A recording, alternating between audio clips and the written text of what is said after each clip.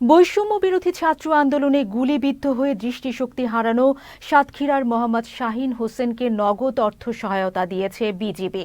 রোববার BGB ৩৩ battalion অধিনায়ক lieutenant colonel Mohammad Ashraful হক battalion সদর দপ্তরে এই সহায়তা তুলে দেন। এ সময় বৈষম্য বিরোধী ছাত্র আন্দোলনের নেতৃবৃন্দ সহ গণমাধ্যম কর্মীরা উপস্থিত ছিলেন। মোহাম্মদ শাহীন হোসেন সদর উপজেলার পলাশপুল এলাকার শাহজাহান আলী সানার ছেলে। এর আগে গত ২৫শে আগস্ট আরও ৩ জনকে নগদ অর্থ সহায়তা দিয়েছে বিজিবি। জাতির যে কোনো দুর্যোগকালীন ক্রান্তিকালীন বর্ডার গার্ড বাংলাদেশ অগ্রণী ভূমিকা পালন করে থাকে।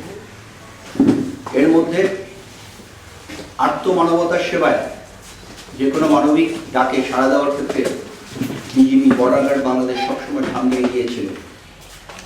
আপনারা জানেন, বিগত জুলাই আগস্টের বৈষম্য বিরোধী আন্দোলনে প্রথম থেকেই বিজিবি ক্ষতিগ্রস্ত এবং আহত, এই আন্দোলনে ক্ষতিগ্রস্ত এবং আহত যারা ছিল তাদের অনেককেই সুচিকিৎসার ব্যবস্থা করা, পুনর্বাসন করা, এই সমস্ত ক্ষেত্রে শুধু এই সাতক্ষীরা ব্যাটালিয়ন নয়, সারা বাংলাদেশেই আমাদের বিজিবি সদর দপ্তর ঢাকা সহ সারা বাংলাদেশেই ব্যাপক কার্যক্রম গ্রহণ করেছে।